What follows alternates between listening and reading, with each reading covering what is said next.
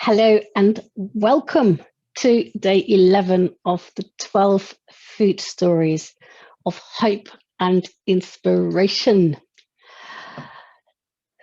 Today's story is very, very close to me. Today's story is sort of really where I come from and why I'm talking to you and why I am doing what I do. I thought I just loved food. I thought I was born as a foodie, a bit like Nelly said yesterday. It started in the belly, and I've grown up in a foodie environment. And Abby said it the other day as well. She's grown up with a Dutch foodie dad. I didn't. I thought I just loved food. I thought I was just passionate about food, but it's only actually this year, actually last year now, 2020, that I realized and understood why. And why do I do what I do? There's one of my favorite quotes, and it's from Alan Day Wolfeld. It's on my website somewhere. Food is symbolic of love when words are inadequate. Food is symbolic of love when words are inadequate.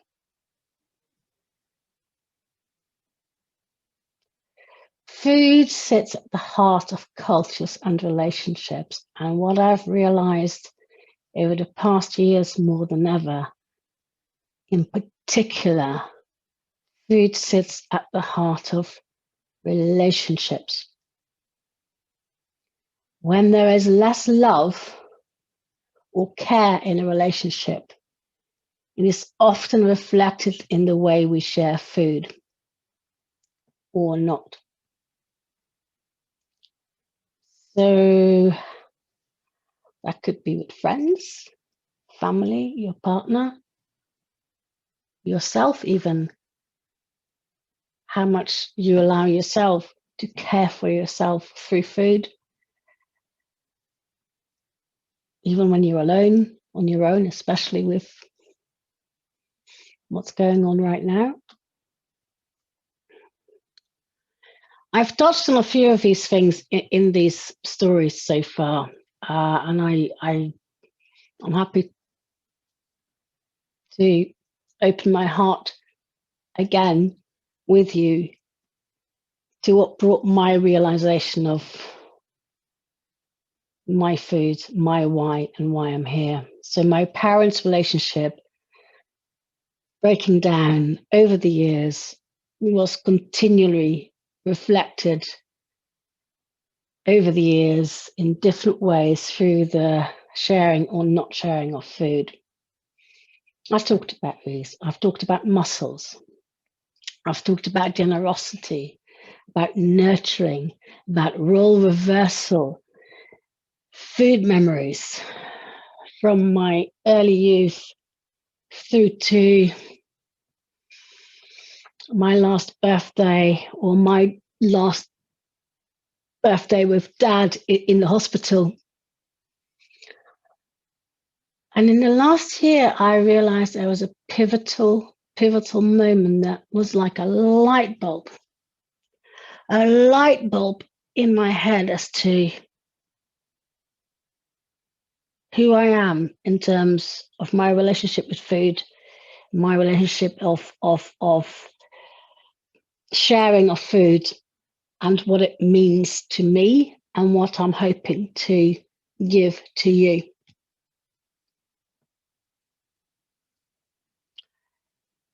One New Year's Eve, many years ago, I brought an English friend of mine, actually my bubble friend here in the UK, back to my parents' home. And I had warned her that the relationship between my parents and the effect of that was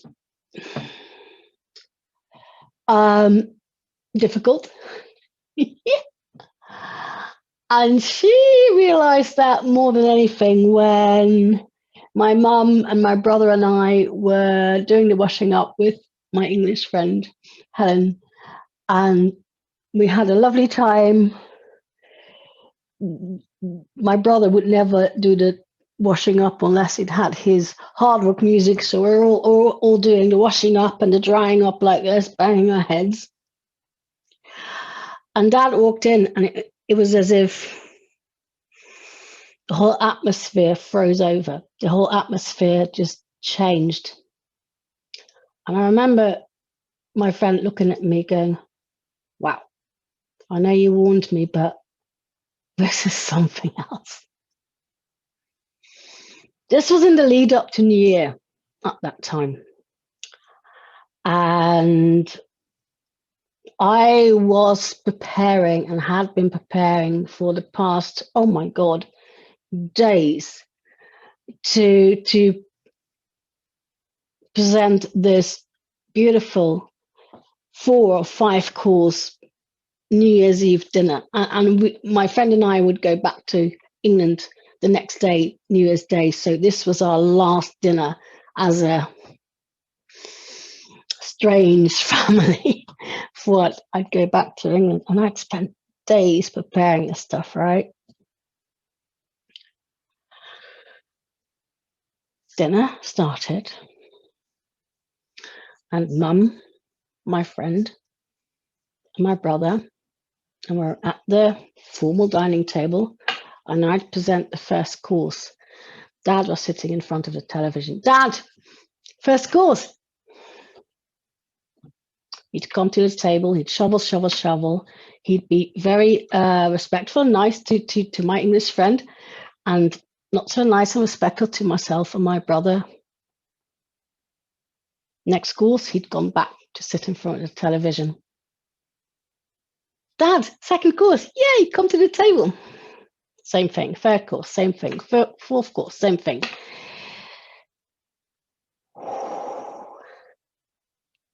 I used to be a redhead. We're quite fiery, but I'd been zipping it, right?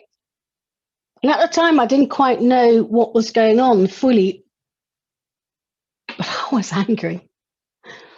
So come the 5th course, I exploded. I absolutely exploded. And Dad and I had the row of rows, ending up in tears on my childhood bedroom floors. And I said, not going to do this anymore. Not going to do this anymore. And we didn't see each other for 15 years. Until my mum got diagnosed, and the rest of that story is in one other story. What that moment made me realize is that I try to share food as a token of my love and care. And Dad rejected that expression of my love and care through food.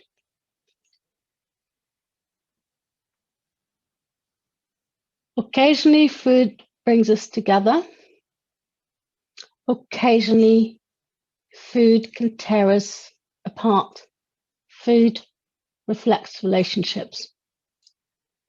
Food is a way of showing love and care. It can be if we let it. It can be if we want it. It's symbolic of love when words are inadequate. So no, I wasn't born a foodie. I was born a carer, a sharer, and a nurturer, and a teacher. And I do that through food. That is my true food passion, to bring people together. As a private chef, I did that physically. I literally physically brought food to the table, and I loved it. I loved seeing the joy on people's faces When they were tasting my food, it gave me a huge sense of confidence. It gave me a huge sense of gratitude and fulfillment. And to hear their voices when they connected over food shared at their table, it felt incredible. All the reviews, wonderful reviews, where they acknowledged that they felt what I felt. They felt joy. They felt being together. They felt as one around a table of food. But being a private chef was quite limited because I only had a small area where I could literally physically bring food to the table here in the south of England. So as COVID came and the initial shock, and once I got over that shock, that this brought huge limitations, I suddenly realized last year that actually this brought great opportunity, because I may not be physically able to be in your table presenting my food, but what I realize is with the new online life that we're now living is that I can enable you to do it yourselves. I can help you find or refine the joy in your cooking, the joy in sharing, the joy in nurturing, the joy in creating, the joy in to give you inspiration to create new food memories for yourself and your loved ones. And I don't need to be at your table. I can be here, right here in my kitchen with you to help and inspire you to do that. That was a huge revelation to me last year. Opportunity, hope, and inspiration for me and hopefully for you. Because I am on a mission to help you with that. The world may have shut down in 2020. The UK specifically, actually, right now, today, as I'm speaking to you, has gone into the worst lockdown or lockdown 3.0 or whatever it's called over here. It's bad. It's bad news. But we can bring each other together online. We can enjoy, we can experience, we can learn, we can find opportunity. We've learned to value food. Lots of people are hoarding it in the supermarkets, that's for sure. You've learned to value even more than ever how we miss the sharing of food with our loved ones. For me, the world has opened up in 2020 because of that light bulb moment, not shut down. Borders closed. Yep, horrible. I miss my foodie travels. I talked about that with Nelly yesterday, right? But even my Facebook group, it brings people together from all over the world. Borders closed, no problem. We help and inspire each other. My online programs, my coaching, borders closed. You're over there, I'm over here, no problem. We can do this. We can do this.